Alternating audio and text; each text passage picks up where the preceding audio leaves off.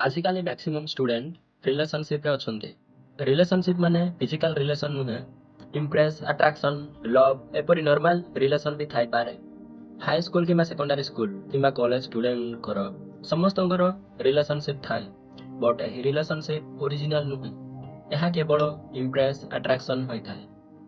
जे attraction होई कहा साथी कथा हेबा पई एडिक्शन होई जाए, तबे ताकू छाड़िबा लाइफ रे बहुत कॉम्प्लिकेटेड बा बहुत मुश्किल होई थाए। टीनेज समय रे अट्रैक्शन अधिक थाए, मात्र हमर प्रॉब्लम होउची अट्रैक्शन को लव बोली भाबी नेबा।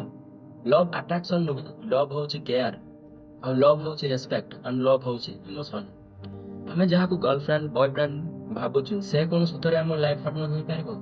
जदि जणे झियो तुमको 5 मिनिट रे इंप्रेस होई गला, तबे से जो आगामी 5 मंथ रे आउ काहा को इंप्रेस हेबो नै बोली गारंटी कोन। रिलेशनशिप गोटे चुइंगम बढिया, प्रथमे यह मीठा लगे और ପରେ ଏହା ପିତା ଲାଗେ। रिलेशनशिप गठन करबा बहुत सहज, मात्र ताको सारा जीवन झुलेइकी बा संपर्क को सुदृढ़ करके रखिबा बहुत क्रिटिकल आ बहुत मुश्किल। प्रथमे प्रथमे रिलेशनशिप रे हमें जण कथा हेबा पई हजार प्रकार बहाना खोजिता, आ संपर्क जेतेबेले पुराना हो जाए ताठारु दूरे जीवा पई लक्ष्य प्रकार बहाना ही खोजिता।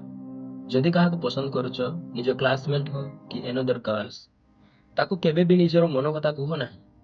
ता सह केवल फ्रेंडशिप कर, नोटबुक एक्सचेंज कर, पाठ पढ़िबारे दुहे दुही को सपोर्ट कर, प्रथमे संपर्क को सुदृढ़ कर।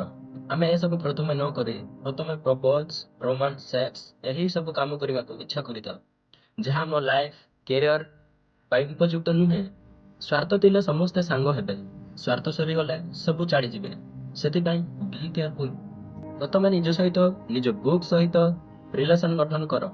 जेबे समस्ते तुम ठार छाड़ी जिबे ना, मो निज बुक हि तुम सहित थिबो और तुम जीवन को गठन करिबारे हेल्प होई जिवो। धन्यवाद।